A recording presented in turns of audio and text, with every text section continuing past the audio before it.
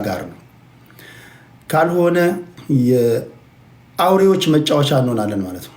አውሬዎች ህዝብ እንደ ከብት እያሰሩ የራሳቸውን ጥቅም እያሳደዱ እኔና እናንተ እየተሳደደን እኔና እናንተ አመዳም እየሆንን ግለሰቦችን ተጠቃሚ እያደረግን እንዘልቃለን ማለት ነው። ከዚህ የመጫወቻ ሜዳ ግን መውጣት አለብን። ለመውጣት ግን ሁላችሁም ልንተባበር ይገባል የሚል እምነት አለኝ። አይ ቲንክ ብዙ ሚሊዮን ሰዎች ይሄን ሀሳብ ይገዙታል ብዬ አስባለሁ። አሁን እያያችሁት ነው እየሆነ ያለውን ነገር። እኛና እነሱ የሚለው የፖለቲካ መጫወቻ እነማንን ተጠቃሚ እንደሚያደርግ ያው ብዙዎቻችሁ እየገባችሁ ነው። ሌትሊም ቢሆን የጌታቸው ረዳን ጉዳይ በስፋት እሄድበታለሁ። አንድ በአንድ ድምፅ አሰማችኋለሁ። በዚህ ጉዳይ ብዙ ጊዜ ስናገረው የነበረ ጉዳይ ነው። ጌታቸው ረዳ ጌታቸው ረዳ አለ። በነገራችን ላይ ውስጥ አለ የቅርብ ተጠሪ ያለ የጌታቸው ረዳ የቅርብ ተጠሪ ያለ ቤተሰብ ዘመድ እዚህ ውስጥ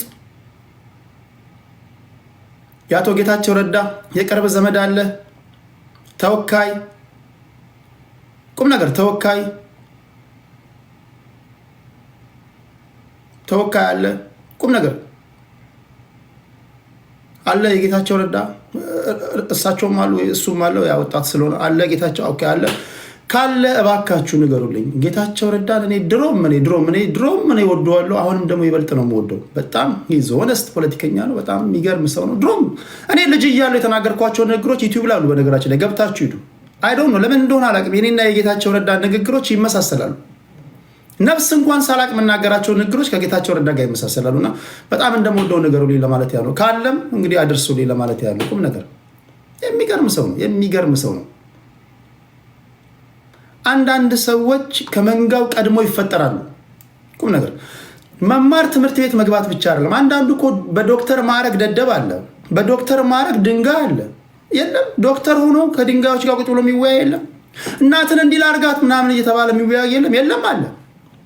አላያችሁም? እዚህ ቲክቶክ ላይ ልሂቅ ነኝ ዶክተር ነኝ ብሎ ግን የለም። ብዙ አለ ሞልቷል። መማር ማለት የማህበረሰቡን ችግር መለወጥ ነው። መማር ማለት ባህሪ መለወጥ ነው እንጂ ያንተ ወረቀት አይደለም። ያንተ ወይ ሰርቲፊኬት ወይ ዲግሪ ወይ ማስትሬት አይደለም።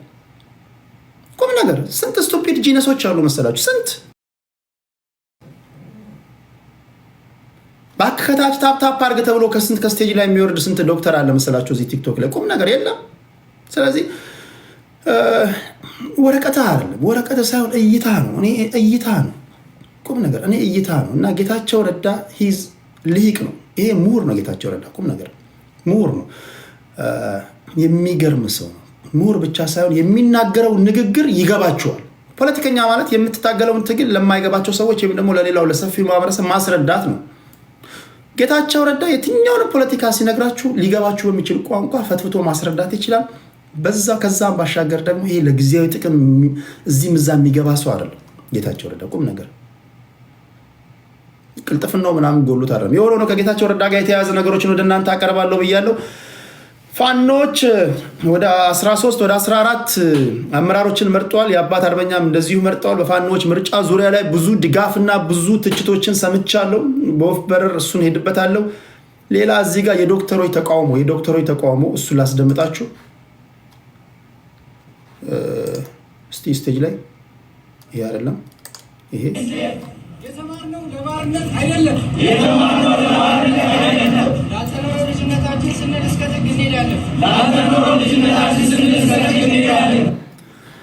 የሕክምና ባለሙያዎች ዶክተሮች ብቻ ሳይሆኑ የሕክምና ባለሙያዎች ቅሬታቸውን እያሰሙ ነው። ከፖለቲካ በጸዳ መንገድ የሚናገሩትን ንግግር በተቻለ መጠን ወደ እናንተ ለማድረስ ሙከራ አደርጋለሁ። ምክንያቱም የሕክምና ሰዎች ብዙ ማቃቸው አሉ፣ ብዙ የሚያቁኛሉ። ውስጣቸውን ተረድቻለሁ። ጉዳዩ ከፖለቲካ ጋር ተሰፍተው እንዲቀርብላቸው አይፈልጉም።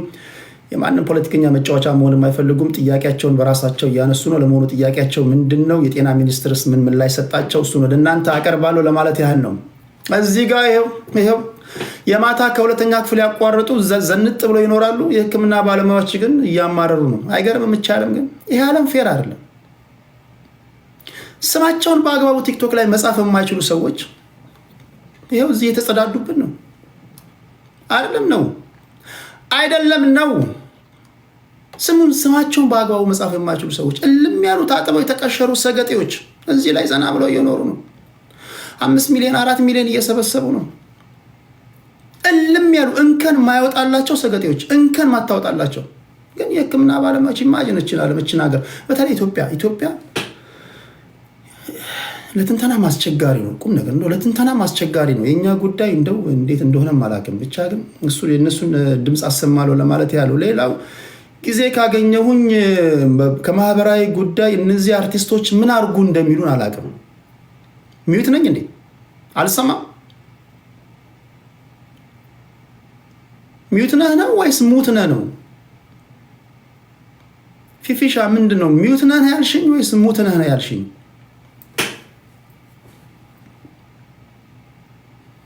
ፊፊሻ ምንድን ያልሽኝ? ኦኬ እሰማለሁ። ፊፊሻን ለረግጣት ነበር። እዚህ ፎቶዋን ከኋላ ዝቅዝቄ ለረግጣት ነበር። ረገጣ እንጀምራለን። ከዚህ በኋላ በሰፊው ረገጣ መጀመር አለብን። በነገራችን ላይ ፊፊሻ የዘውትር አጋር ናት። በታፕታፕ በሁሉም ነገር ፊፊሻ እና ፊፊቾ በጣም እኔ እንጃ፣ እኔ ለምን እንደሆነ አላውቅም። በጣም የሚገርሙ ሰዎች ናቸው።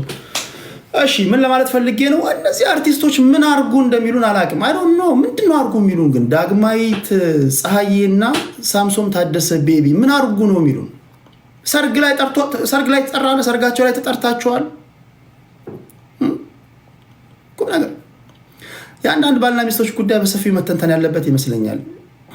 በእናንተ ጉዳይ ስትፋቱ እኛ ማወቅ እንዳለብን የምትጥሩትን ያህል ቁም ነገር አልጋ ላይ በምታደርጉትም ነገር መሳተፍ አለብን። እኛንም አሳትፉን። እኛ አልጋ ላይ ብቻችሁን የሆነ ነገር ታደርጋላችሁ፣ ችግር ሲመጣ ወደኛ ትመጣላችሁ። እንዴት ይሆናል ይሄ ነገር? ጎበዝ ባልና ሚስቶች ፕሊስ፣ ከተሳተፍን በሁሉም እንሳተፍ። ምንድነው ነገሩን ወደኛ የምታመጡት ምንድነው? የእነሱን ጉዳይ እንተነትናለን ለማለት ያህል ነው። ሌላ መጨረሻ አካባቢ ላይ የሃይማኖት ሰዎች አላችሁ። የሃይማኖት ሰዎች ቴዲን የመስበክ ዘመቻ በይፋ ተጀምሯል። ትሰብኩኛላችሁ። አይ ዶንት ኬር እምነትህ ምንም ሆነ ምን አይ ዶንት ኬር። እኔን ሰብከ የማሳመን ጥበብ ነው። እኔን መሰሎች እኔን ተከታዮች አሉ። አሳምኑን። ካመንን ቁም ነገር እኔ በጣም ክፍት የሆነ ነገር ሰማችኋለሁ። የማመን ነገር ነው። ፖለቲካ ጉዳዮችን አቁሜ ወደ ሃይማኖቱ ለመሰብሰብ ስለፈለግኩኝ ወይ ታሰልሙኛላችሁ፣ ወይ ፕሮቴስታንት እምነት ተከታይ ሆናለሁ፣ ወይ ኦርቶዶክስ ሆናለሁ፣ ወይ እንዲሁ ኤቲስት ሆናለሁ። አማኞች ነን ብላችኋል። የገባችሁን ያመናችሁትን ነገር ታስረዱኛላችሁ። ለእኔ ለወንድማችሁ ግራ ቀኙን አይቼ አሳውቃለሁ፣ ሃይማኖቴን አሳውቃለሁ። ቁም ነገር ብቻ ግን እናንተ ይሄ ሰውዬ የእኛን አስተምሮ የእኛን ዶክትሪን በአግባቡ ሊያስተምር ይችላል፣ ሲያስረዳህ ደግሞ ሊገባ በሚችል ቋንቋ ነው የምትሉ ሰዎች ካላችሁ ወደዚህ መምጣት ትችላላችሁ። ምንም አላውቅም። ምንም የማውቀው ነገር ስለሌለ ካሁን ከዜሮ ጀምራችሁ ነው የምታስተምሩኝ። አወዳድሬ ገባለሁ። አወዳድሬ ጥሩ ሃይማኖት ይሄ ሃይማኖት ይሻላል የምለውን ልቤ ያረፈበትን ገባለሁ። ከዛ በኋላ እንግዲህ ስሜን መቀየር ካለብኝ ቀይራለሁ። ካሰለማችሁኝ ቁም ነገር፣ ካሰለምከኝ እኔ አብደላ ለመሆን ሬዲ ነኝ። ብቻ እኔን አሳምነኝ። እኔ ሁላችሁንም ሰማለሁ ለማለት ያለው ለሁላችሁም ብድል ሰጣለሁ። መጨረሻ አካባቢ ላይ በቁም ነገር አብረን እንሰማችኋለን፣ እናደምጣለን፣ ከዛ እንወስናለን። ከዛ ከወሰንን በኋላ ምድር ዓለም በቃን ብለን ወደ ሃይማኖቱ ዘርፍ እንሄዳለን ማለት ነው። አይሻልም? የብሔር ፖለቲከኞች እንደሆንኩ አወያየው ይሄው የተረፈኝ ነገር ካለፈው ዓመት ጋር ሲነጻጸር በየዓመቱ 5% ደንቆሮ እየሆንኩ ነው። የብሔር ፖለቲከኞችን ባወያየው ቁጥር ጥናቱ ነው የሚያመለክተው። የብሔር ፖለቲከኞችን በሰማችሁ ቁጥር በየዓመቱ አንዳንዶቻችሁ 10% ነው ደንቆሮ የሚያደርጓችሁ። ምንም የተረፈኝ ነገር የለም። ከነዚህ ሰዎች አያመሰግኑ፣ ምስጋና የላቸው። የሚያመሰግን የብሔር ፖለቲከኛ አይተህ ታውቃለህ? ቁም ነገር አይታችሁ ታውቃላችሁ? አያመሰግንም።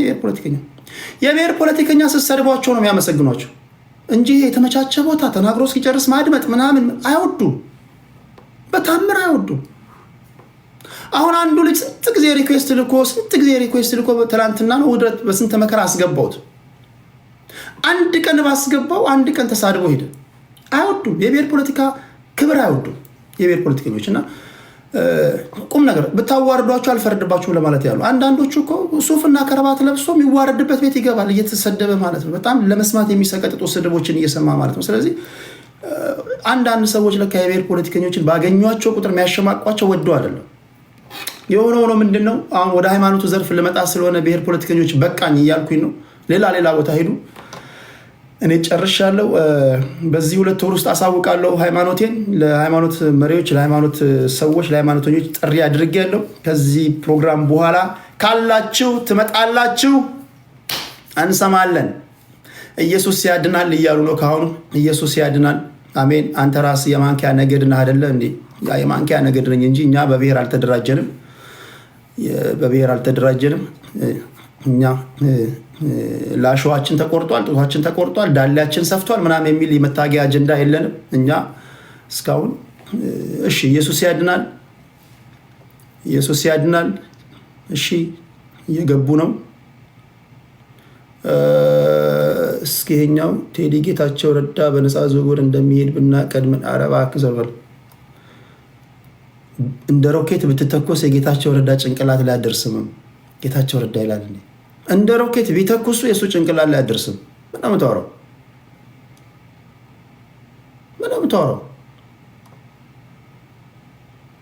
ቁም ነገር። አንዳንድ ሰው ቶሎ ይፈወሳል። ቁም ነገር። አንዳንድ ሰው መሀይምነቱን ሲያቅ ቶሎ ይፈወሳል። አንዳንዱ እኮ ቶሎ የማይፈወሰው መሀይምነቱን ስለማያውቅ ነው። አስቸጋሪ ነው። ራሱ መሀይሙ ሰውዬ መጥቶ እዚህ ጋር ይጸዳዳባል። ቁም ነገር። ለመፈወስ መጀመሪያ ህመምን ማወቅ አለብን። ኤቲስቶች ካላችሁ ኤቲስቱን ቁም ነገር ካላሳመኑኝ ኤቲስቱን አሉ። ምንም ማሳማኝ ነገር ከሌላቸው ዝም ብለው ጩኸት ብቻ ከሆነ ኤቲስት እንሆናለን። ስለዚህ ጥሪ አቅርቤያለሁ አላችሁ ኤቲስቶች። ኦኬ።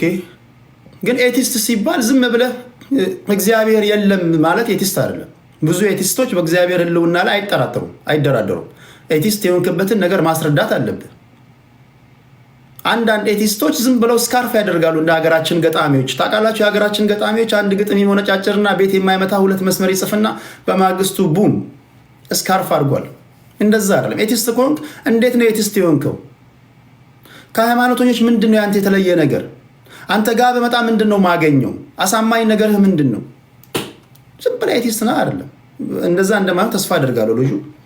ልጁ አጻጻፉ ያስታውቃል፣ ያነበበ እንደሆነ ያስታውቃል። ፍቅር ሲዝም ይሳተፍ እንዴ? በዚህ ጉዳይ ላይ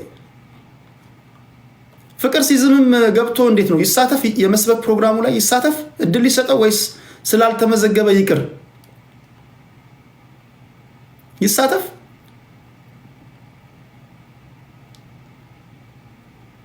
ኖ የስ ኖ የስ ኖ የስ እድል ይሰጠው።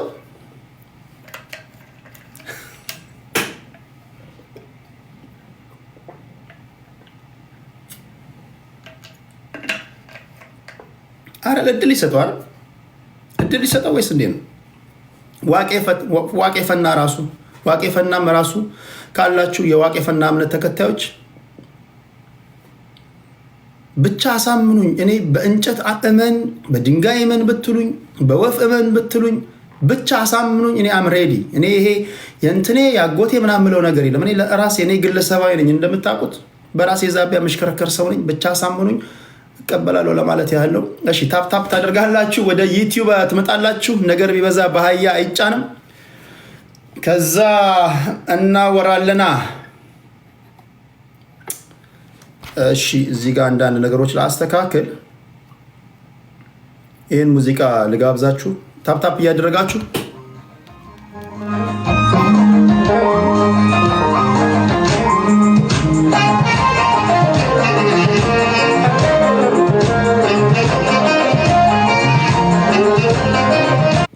በሼም አይደለም እኮ በሼም ወይ በጊፍት አይደለም። አሳምነኝ ያልኩ እኔ በሼም ምናምን የምታስይዘኝ እዚህ ጋር 50 አንበሳ ብታወርድልኝ እኔ ከአቋሚ የምነቃነቅ ልጅ አይደለሁም። እኔ የመርህ ሰው ነኝ። አሳምነኝ። ይሄ በሼም በምናምን አይደለም። ቁም ነገር ለምን 100 አንበሳ አታወርድም? አይ ዶንት ኬር። ምንድን ነው የምታወራው? ሲሪየስ ነገር ነው ያዝኩት። አሳምነኝ ብያለሁ። አሳምነኝ። የምታሳምነኝ ግን በሌላ ነገር አይደለም። አምኜ ኦኬ ተቀብያለሁ ልበል። ከዛ በኋላ እንወስናለን። መጨረሻ አካባቢ ከፈለክ በጊፍት ተባርከናል። በጊፍት ከፈለክ ተባርከናል። ግን መጀመሪያ ላይ ይሄ ማንኛውም ይሄ ሰው ሼም ለማስያዝ ምናምን በጊፍት እናመጣዋለን ብለህ ከሆነ እኔ እንደዛ አይደለሁም። እያየህ ገባበት። ወደ ሙዚቃው እንመለሳለን። ቴዲ ሀዋሳ ብላችሁ ወደ ዩቲዩብ ቻናል ከመጣችሁ ታገኙኛላችሁ። ድምፅ እንደሚሰማና እንደማይሰማ ትነግሩኛላችሁ። የሁላችሁንም ስም አነባለሁ። አለባበሴ እንዴት ነው? አሪፍ ነው ወይስ እንዴት ነው? ቦግ ብያለሁ? እንዴት ነው አለባበሴ? እንዴት ነው? ልቀይር? ሌላ ሸሚዝ አለኝ፣ ሌሎች ሸሚዞች ምናምን አሉ፣ መቀየር እችላለሁ። አሪፍ ነው ወይስ እንዴት ነው? አሪፍ ነው። ካልተመቻችሁ ጥቁር አለ፣ ጥቁር ሸሚዝ አለ፣ ልቀይር እችላለሁ። ጥቁር አለ፣ ነጭ አለ። ቆንጆ ነው። ኦኬ። አይቆና እኔ ከእናንተ ውጭ የምወጣው ነገር የለኝም። እናንተ ካላችሁኝ ቀይር ካላችሁ፣ ከፈለክ ከወገብ በታች ራቁትህን ግባ ካላችሁኝ እገባለሁ። እኔ ከማህበረሰቡ የሚበልጥብኝ ነገር የለም። ኦኬ።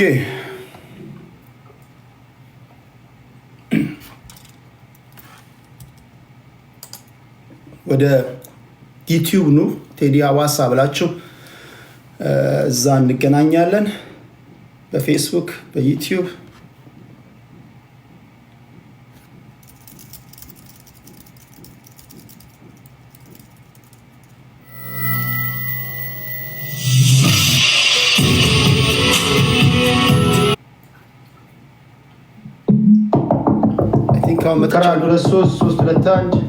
ዋሴ ወርቁ ሙባ ፊፊሻ ትረገጫለሽ እያልከኝ ነው።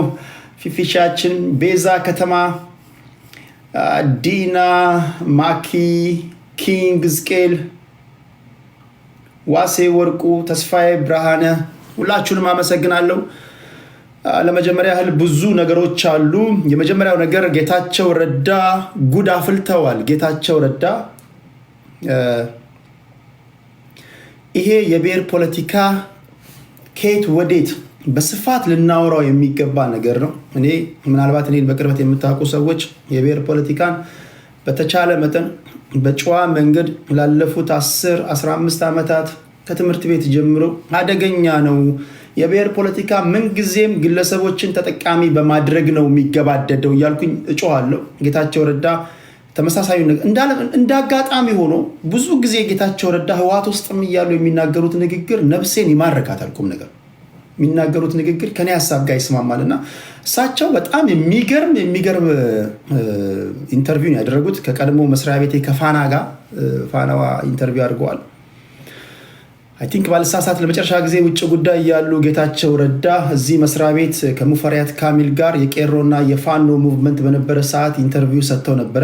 ከዛ በኋላ ከ3-4 በኋላ ይሄ ሲገኙ የመጀመሪያቸው ነው።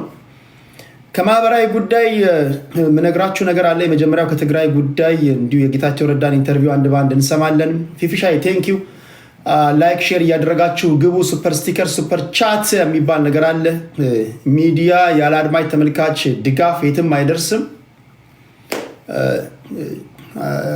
አንዳንዶች አሁን እዚህ ጋር ቴዲ ምንድነው ሚዲያ ደግፉ ትላለህ። እኔ ብቻ አይደለም፣ ቢቢሲም ሲኤንኤንም ፎክስም ሁሉም አድማጭ ተመልካቾችን ሚዲያችንን ሰፖርት አድርጉ ይላሉ። አይዶን እኛ ሀገር ብቻ ለምን እንደሆነ አላውቅም። አሁን እዚህ ጋር ከሁለተኛ ክፍል ያቋረጠው ልጅ ልመና ጀመርክ ይላል። ብቸኛው ያለው ሰርተፊኬት የልደት ካርዱ ነው። አሁን ልጅ ብቸኛው ያለው ሰርተፊኬት የልደት ካርዱ ነው። ብትጠይቁት ሌላ ነገር የለም። ማይ ፍሬንድ በልደት ካርድ እንደዚህ ማለት አትችልም። ቢያንስ እስከ ሰርተፊኬት ያዝ። እስኪ ቢያንስ የሆነ ነገር ያዝ። አሁን ፊደል የቆጠሩ ሰዎች እንዲያሉ ያውቃሉ። ዓለም ያለበትን ዓለም የደረሰበትን ነገር ያውቃሉ፣ ይረዳሉ።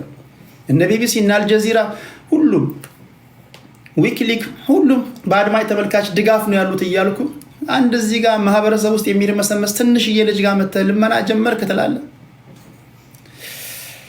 ኧረ እንደው እንዴት እኮ አለ። እሺ ለማንኛውም እሱን እናወራለን። ኪንግ አዝቄል ቴንኪው፣ ከልብ አመሰግናለሁ። ድምፃዊት ዳግማዊት ፀሐዬና አርቲስት ሳምሶን ታደሰ ቤቢ ምን አርጉ እንደሚሉን አላወኩም። እኛ ብዙ ጉዳዮች አሉን እኮ ምን ተነትናቸው። የእነሱ ጉዳይ ከሶሻል ሚዲያ ላይ መነጋገሪያ ሆኗል። አይ ቲንክ ቤቱን ሸጦታል፣ ሊሸጣው ይሁን ልጆቿን ይዛ ሄዳ ፐብሊክ እንደዚህ ህዝብ ባለበት ሪከርድ የተደረገ ይሄው እንደምጠላቸው ልጆች እንኳን እየነገሩ ነው ምናምን ትላለች። ትዳር እዚህ ደረጃ ላይ ደረሰ። ትዳር እዚህ ደረጃ ላይ ደረሰ። አያሳዝንም? አንድ ቀን ግን ትዳራችን የኢትዮጵያውያን ትዳር ከየት ወዴት በሚል ርዕስ መወያየት ያለብን ይመስለኛል። የኢትዮጵያውያን ትዳር ከየት ወዴት፣ እሱን እስኪ ለማንኛውም እናወራለን ጊዜ ካገኘን። ሌላኛው የዶክተሮች ወይም ደግሞ የሕክምና ባለሙያዎች ተቃውሞ እንደቀጠለ ነው። የደሞዝ ጥያቄ አለ። የተለያዩ ጥቅሞችን ያነሳሉ። ይህን ተከትለው የጤና ሚኒስቴር ምላሽ ሰጥቷቸዋል። የሰጣቸው ምላሽ ግን አጥጋቢ ነው አይደለም የምናየው ይሆናል። በተለያዩ የኢትዮጵያ ከተሞች እነዚህ ዶክተሮች ድምፃቸውን እያሰሙ ነው። እንዴት ነው እያሰሙ ያሉት? እሱን አስደምጣችኋለሁ። አማራ ፋኖች ከፕሪቶሪያ ስምምነት ማግስት ከፌዴራል መንግስት ጋር ጸብ ውስጥ ገብቷል። ከዚህ ቀደም የተለያዩ አደረጃጀቶች ነበሯቸው። አሁን ወደ አንድ መጥቷል። የወሎ፣ የሸዋ፣ የጎንደር እና የጎጃም ፋኖች አንድ አደረጃጀት ፈጥረው 15 አመራሮችን መርጠዋል። የአባት አርበኛም እንዲሁ ሾመዋል። ስለዚህ ሁለት ናቸው ማለት ነው። እነዚህ ሁለቱ አህፋድ በእስክንድር ነጋ በእስክንድር የሚመራውና እነዚህ አሁን አራቱ ወደ አንድ መጥተዋል። ኮዞ አንድ ነው፣ አደረጃጀቱ ሁለት ነው። ከዚህ ቀደም ኮዞ አንድ ነው፣ አደረጃጀቱ 7 ነበር። ጥሩ ነገር ነው የሚሉም አሉ። በአሉታዊም በአዎንታዊም መንገድ ያዩ አሉ። ለማንኛውም ነግራችኋለሁ። ያወጡት መግለጫ አለ። መግለጫ ውስጥ እንዴት ነው ለመላ ኢትዮጵያውያን ጥሪ አስተላልፈዋል። ሳይበር ላይ ያላችሁ ተንታኞች፣ ኢትዮጵያ የሚል ቃል ትጠየፉ የነበሩ ሰዎች ይኸው ፋኖዎች እኛ ትግላችን በኢትዮጵያ አንድነት አንደራደርም፣ በኢትዮጵያ ህልውና አንደራደርም ብለዋል። እነዚህ ከየት የመጡ ናቸው? ጎበዝ ሰርጎ የገቡ ናቸው። አሁን ትክክለኛ አማራ ልጆች ማን ሰርጎ እንደገባ ማን አማራ እንደሆነ ይለያሉ ብዬ አስባለሁ። ፋኖች የሚሉት ሌላ፣ እነዚህ የሚሉት ሌላ። ቁም ነገር በጣም እኮ የሚገርም ነው። አንዳንድ ጊዜ የብሔር ፖለቲካ በጣም አስቸጋሪ የሚያደርጓቸው ነገር ምንድን ነው? በተለይ አማራ ፖለቲካ ውስጥ ሰርገው የሚገቡ ልጆች ከአማራው በላይ አማራ ለመምሰል የሚያደርጉት ጥረት አማራዎች የማያራምዱትን የማያውቁትን አጀንዳ ነው የሚያራምዱት። አንዳንድ አይታችኋል። ትክክለኛ አማራዎች ድንግጥ ይላሉ። በስመ አብ ወልድ ምንድን ነው ይላሉ። ትክክለኛ አማራዎች ደንግጠዋል። በአሁኑ ሰዓት ደንግጠው አፋቸውን ከፍተው እያዩ ነው ያሉት። ቢኮዝ ሰርገው የገቡ ናቸው የተነተኑ ያሉት። የብልጽግናን ጉዳይ ከጨረሰን በኋላ ወደ ህንድ እንሄዳለን ይላል። ወደ ህንድ እንሄዳለን እንዴ የሞዲን መንግስት መጣል አለብን ምናምን ይላል። ድንግጥ ይላል። ይሄ እኛ ትግል አይደለም ይላል። እያንዳንዱን ብሔር ብሔረሰብ አንገት ነው የምንቆርጠው። እንዲህ ነው። ከብሔርተኞቹ በላይ ከብሔሩ ተወላጆች በላይ ብሔርተኛ መስሎ ለመታየት የሚያደርጉት ጥረት ነው። ባናቸዋል አይ ቲንክ ባናቸዋል ብዬ አስባለሁ። ለማንኛውም ፋኖቹ ያወጡት መግለጫ እዚህ ሶሻል ሚዲያ ሁሉንም ማለት አይደለም፣ በጣም የማከብራቸው ደረጃቸውን የጠበቁ ጎበዝ የአማራ ልጆች አሉ።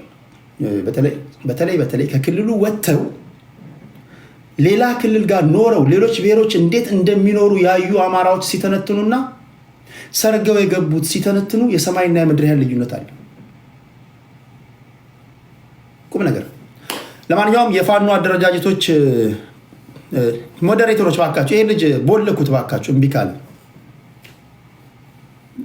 አንድ ሰው እኔ እንደዚህ አልወድም፣ ግን ይሄ አስቸገረን እኮ ይሄ ብቸኛው ሰርተፊኬቱ የልደት ካርድ የሆነው ልጅ አስቸገረን። አይተናሃል አልህ ምንድን ነው?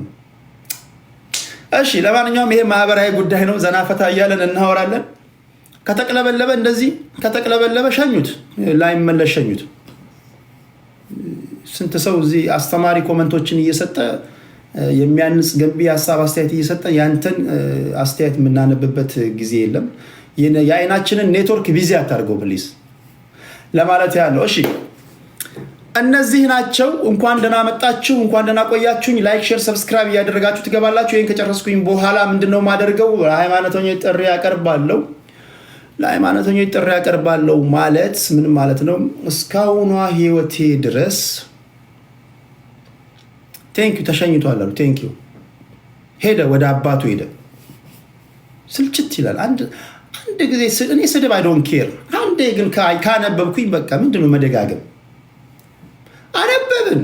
ከዛ በኋላ ምንድነው ሰገጤ እኮ ቁም ነገር። ሰገጤ ዩዘር ኔም እና ፓስዋርድ አይኖረው። ሰገጤ ዩዘር ኔም እና ፓስዋርድ የያዘ ሰዓት መቀመጫ ነው የሚያሳጣችሁ። መቀመጫ አንዳንዱ አሁን ቲክቶክ በባህሪው ሌላ ቦታ በጣም ባለጌ ስትሆኑ ብሎክ ያደርጓቸዋል አይደል?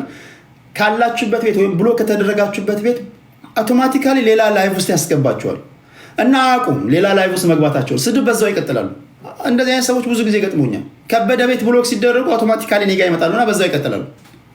እናትን እንዲያርጋት እናትን በዚህ ገብቼ ብላውጥቼ እስኪ አንድ ሰው ጻፍልኝ እባክህ። እናትን እንዲህ ላርጋት ማለት አራድነት አይደለም። አራዳ አያሰኝም። እሺ ለማንኛውም ይሄን ነው ማደርገው። መጀመሪያ መጀምረው አይ ቲንክ የእነዚህን ሰዎች ጉዳይ ላቆመው። ምንም ብዙ አስፈላጊ አይደለም። ዳግምንና እንትናን ዛት ማች ብዙ አይደለም፣ ብዙ አስፈላጊ አይደለም። አውርቼበታለሁ። ድጋሚ አየሩን መያዝ የለበትም። ወደ ሕክምና ሰዎች እንሂድ። ህይወታችን ዋጋ አለው።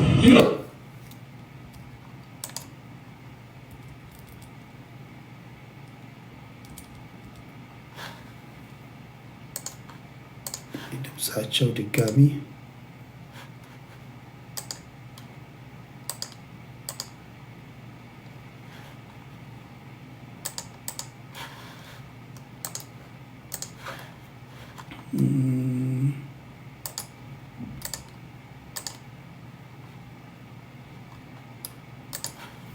ዶክተሮች ኦኬ፣ እዚህ ጋር ፋይላቸው አለኝ። ታፕ ላይክ ሼር ሰብስክራይብ እያደረጋችሁ ኦኬ። አይ ቲንክ ይሄ መሰለኝ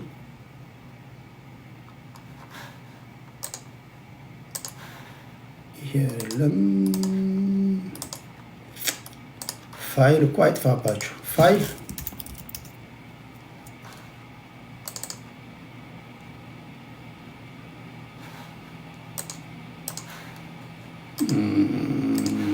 ኦኬ።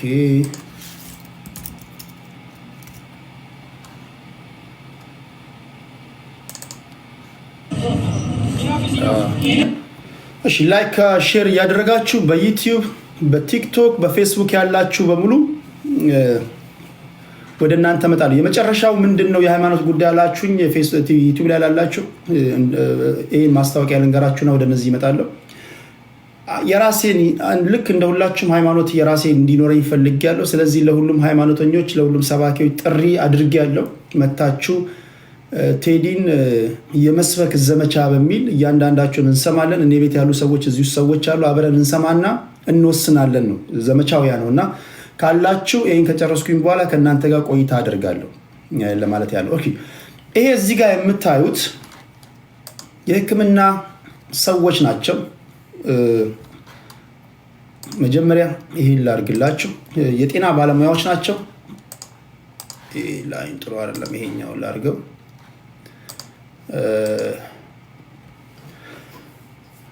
ጥያቄያቸው ምላሽ ካላገኘ ስራ እንደሚያቆሙ በተደጋጋሚ እየተናገሩ ነው። በተለያዩ የሀገሪቷ ክፍሎች ሰልፍ እያደረጉ ነው።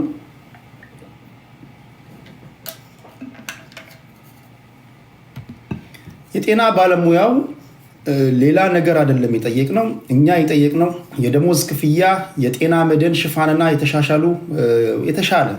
የተሻለ ጥቅማ ጥቅሞችን መንግስት እንዲያሟላላቸው የሚጠይቅ ከዚህ ቀደም በእርግጥ ጠቅላይ ሚኒስትሩ ወደ ስልጣን ከመጡ ጊዜ ጀምሮ እነዚህ የሕክምና ሰዎች የሚሰሩትንና የሚከፈላቸውን አነጻጽረው በጣም በጨዋነት ብሔርተኛ ቢሆን ዘነዘና ይዞ ይወጣል፣ አጠና ይዞ ይወጣል። አላያችሁ? የብሔር ፖለቲካ አራማጆች ቢሆኑ ዩኒቨርሲቲ ውስጥ እኮ በነገራችን ላይ በዓለም የዩኒቨርሲቲ ተማሪዎች ታሪክ እኛ ሀገር ብቻ ነው አጠና ይዘው የወጡት። ተምሮ ጨርሶ የማህበረሰቡን ችግር ይፈታል የተባለ ሰውዬ ማህበረሰብ ውስጥ ያልነበረ አዲስ ችግር በመፍጠር አሁን እዚህ ውስጥ አንዳንዶቹ የተመረቁ ሊሆኑ ይችላሉ ከዛ ዩኒቨርሲቲ። እስኪ ከአጠና ዩኒቨርሲቲ የተመረቃችሁ የተመረቃችሁ አጠና ይዘው ይወጣሉ፣ ድንጋይ ይዘው ምናምን። የድሮ ዩኒቨርሲቲ እንደምታውቁት በነ ጥላሁን ግዛው ጊዜ የመሬት ላራሹ ጥያቄ በሚነሳበት ጊዜ በነ ዋለልኝ መኮንን ጊዜ የዩኒቨርሲቲ ተማሪዎች አመፅ እውቀት ነው። በነገራችን ታውቃላችሁ፣ እውቀት ነው ይሄ። ላንድ ቱ ዘ ቲለር፣ ይሄ መሬት ላራሹ ኢትዮጵያ የምትከተለው ከንጉሳዊ ስርዓት ወደ ዲሞክራሲያዊ ስርዓት መሸጋገር አለባት። አምባገነናዊ መንግስት አያስፈልግም። ዓለም የደረሰበት ደረጃ ላይ መድረስ ያለብን። እያንዳንዱ ንግግራቸው እውቀት ነበር የዩኒቨርሲቲ ተማሪዎች። ዘንድሮስ ዘንድሮማ ዲሞክራሲያዊ ስርዓት ያስፈልጋል ስትሉት ለአንድ ዩኒቨርሲቲ ተማሪ እኛ በታገልነው ዲሞክራሲ ለምን አባቱ ነው ስልጣን የሚይዘው? ዲሞክራሲ ማን ነው? የማ ብሔር ነው እሱ? እኛ ለፍተን ዲሞክራሲ ስልጣን ይዛል ትላለን። ማን ነው ዲሞክራሲ? ምን ለማለት ፈልጌ ነው? በጣም የሰለጠኑ ሰዎች ናቸው። የማንንም ጣልቃ ገብነት አይፈልጉም። በነገራችን ላይ እኔም የምነግራችሁ የሚዲያ ሰው ስለሆንኩኝ ዜናውን ላስተጋባ ብዬ ነው እንጂ አወጣጣቸው ራሱ ስርዓታቸው ይበቃል። መፈክር አጻጻፋቸው፣ አንዳንድ መፈክሮች ራሳቸው እውቀት ናቸው። የጻፉት መፈክር አይታችኋል? ላልተኖረው ህይወታችን ስንል የኖረው ህይወት ያለውን ህይወታችንን እስከ መገበር ድረስ እንሄዳለን። እየሞትን መስራት አንችልም። መሰረታዊ ጥያቄ ማቅረብ ዲሞክራሲያዊ መብት ነው። ስራ የሚያቆሙበትን ጊዜ ቀነ ገደብ ሰጥተው እስከዚህ ጊዜ ድረስ እንታገሳለን፣ ከዚህ ጊዜ በኋላ ለማቆም እንገደዳለን። ጥያቄያችን ፖለቲካ አይደለም። ጥያቄያችን መንግስት የመገልበጥ አይደለም። ጥያቄያችን ጥቅማ ጥቅሞቻችን ይከበሩልን ነው። ድንጋይ ሲወረውሩ አይታችኋል? ድንጋይ ሲወረውሩ አይታችኋል? ከዚህ ቀደም እንደተናገርኩት የዶክተሮች ወይም የሕክምና ሰዎቹ እንቅስቃሴ ግን በተለምዶ የብሔር ፖለቲካ ለሚያራምዱ ሰዎች ምቹ አይደለም። ቢኮዝ እነሱ የለመዱት አመፅ አለ። አሁን የተበደሉት የተወሰኑ ወገኖች የሕክምና ሰዎች ቢሆኑ የተወሰነ ብሔር ተወላጆች ቢሆኑ ኖሮ ምድር ስትያያዝ ታዩ ነበር። አሁን የሕክምና ባለሙያዎች ተጎዱ ሲባል ኦሮሞውም ነው፣ አማራውም ነው፣ ትግራዩም ነው፣ ወላይታውም ነው፣ ሲዳማውም ነው፣ ስልጤውም ነው፣ ለይቶ አይደለም፣ ለሁሉም የመጣ ነገር ነው። ስለዚህ በችግራቸው ዙሪያ ተደራጅተው ጥያቄ እያቀረቡ ነው ያሉት። ዶክተሮች ናቸው፣ ነርሶች ናቸው፣ ስፔሻሊስቶች ነን፣ የቀዶ ጥገና ሐኪሞችን ጨምሮ የጤና ባለሙያዎች የህይወት ስናድን ኖረናል። አሁን የራሳችንን ህይወት ማዳን ይኖርብናል ነው የሚሉት። ጥያቄያቸው ትክክል ነው አይደለም? ትክክል ነው፣ ትክክል አይደለም? ቁም ነገር እስከ ዛሬ ህይወት ስናድን ኖረናል። ከዚህ በኋላ ግን የራሳችንን ህይወት ማዳን አለብን። ጫማ የሚጠርግ ራሱ መንገድ ላይ ጫማ የሚጠርግ ሰውዬ ራሱ እኮ ካልበላ አይጠርግም፣ ጉልበት አይኖረውም። አይደለም እንዴ? የህክምና ሰዎች እንደው በጣም የተጋነነ እንክብካቤ እንኳን ባይሆን መጠነኛ እንክብካቤ ካልተደረገላቸው እንዴት ነው ታማሚ ሊያክሙ የሚችሉት? እንዴ አንድ እንደውም የህክምና ባለሙያ ሲናገር የተናገረውን አድምጬ በጣም ነው የገረመኝ። እንዴ ነው የነተበ ጋውን ለብሼ እንዴ ነው ታማሚን ማክመው? ዶክተር በባህሪው በጣም ንጹህ ነው፣ ኒት ናቸው አይደል? እንዴት ነው የቆሸሸ ጋውን ለብሼ የታመመ ሰው ላክም የምችለው? እንዴት ነው የራበኝ የታመመ ሰው ማክመው? ይሄ እኮ ሁላችሁም እኮ ልጠይቁላቸው የሚገባ ጥያቄ ነው። በተለይ መምህራኖች ቁም ነገር ሁሉም ነገር የሚወጣ ከመምህር ነው። ባደጉት ሀገራት ለመምህራኖች ያላቸውን ክብር ብታዩ፣ ሚሊተሪም ሊከበር ይገባል። በዚህ አጋጣሚ ወታደሮችም ሊከበሩ ይገባል። ወታደር በዱር በገደሉ ሀገር ህዝብ ሲጠብቅ የኖረ ነው። ወታደርም ሊከበር ይገባል የሚል እምነት አለኝ። የህክምና ሰዎችም ሊከበሩ ይገባል። እንዳለመታደል ሆኖ እኛ በጣም የዘቀጠ ፖለቲካ ውስጥ ስለገባን እያንዳንዱን ነገር ከራሳችን ጥቅም አንጻር እየመዘዝን ስለምንተነትን እንጂ ጥያቄያቸው ፍጹም ትክክለኛ ነው። የሆነው ነው። ይሄ ነው ጥያቄያቸው። የተለያዩ ሃሽታጎችን በመጠቀም በማህበራዊ ሚዲያ ጥያቄያቸውን አቅርበዋል። ከዚህ ጋር ተያይዞ ይሄው በሰልፍም እንደዚህ ነው የጠየቁት።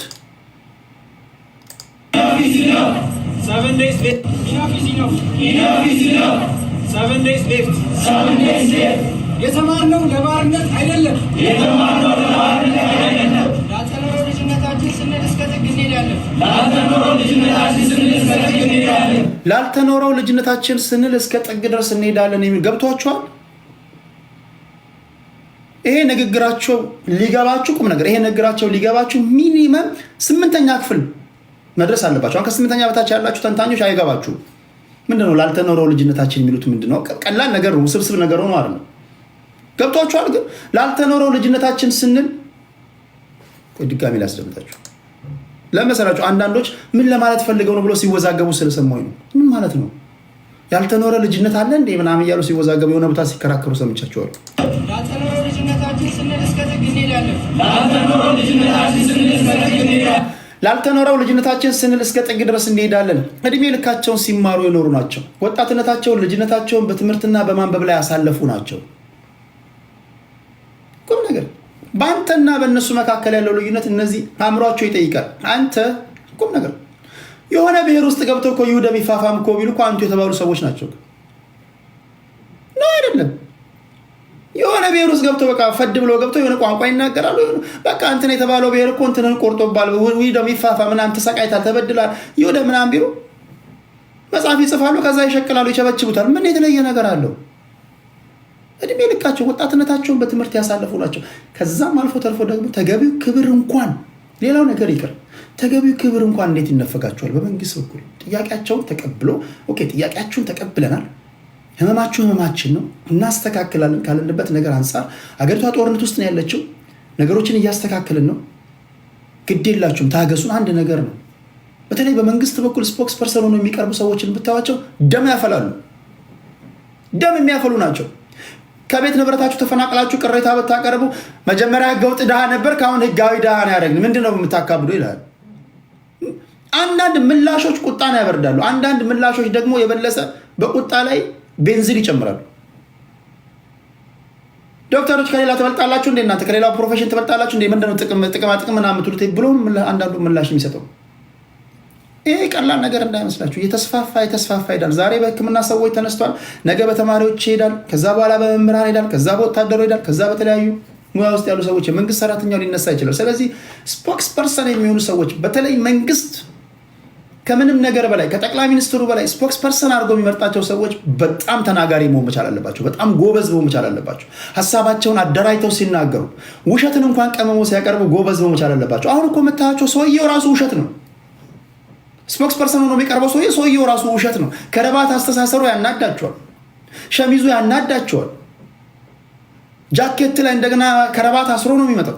በቃ ያበሳጫቸዋል ሰውየው ራሱ። እንዴት ነው ቁም ነገር እንዴት ነው ትክክለኛ መልስ እንኳን ቢሰጥ እንኳን ማትቀበሉ አይነት ሰው አለ። ስለዚህ በተለይ የምትመልሱላቸው ምላሾች ወሳኝ ናቸው። ልሰድባቸው አይገባም። ከእግዚአብሔር በታች የእያንዳንዳችን ህይወት በእነሱ እጅ ላይ ነው ያለው። አይደለም ነው አይደለም። ከፈለጉ የአስክሬን ማድረቂያ እንደው ሂፖክራቲክ ኦዝ ይዟቸው ነው እንጂ የአስክሬን ማድረቂያ ቂጥ ላይ ሰክተውልህ አም ሶሪ ለሚዲያ ይሄ ቂጥ ይባላል። ዳሌ ደግሞ ለወንድ አይባልም እንደሚባል አላውቅም። ሰክተውልህ ወይም ደግሞ አሁን ወቅተው ከ3 ዓመት በኋላ እንድታብድ ሊያደርጉ ይችላሉ። ቁም ነገር እና ባደግፏቸው እንኳን አትስደቧቸው። ባደግፏቸው እንኳን አታላግጡባቸው።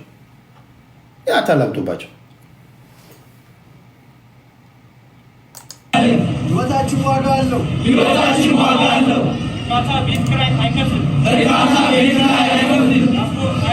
ዳቦ አይሆንም።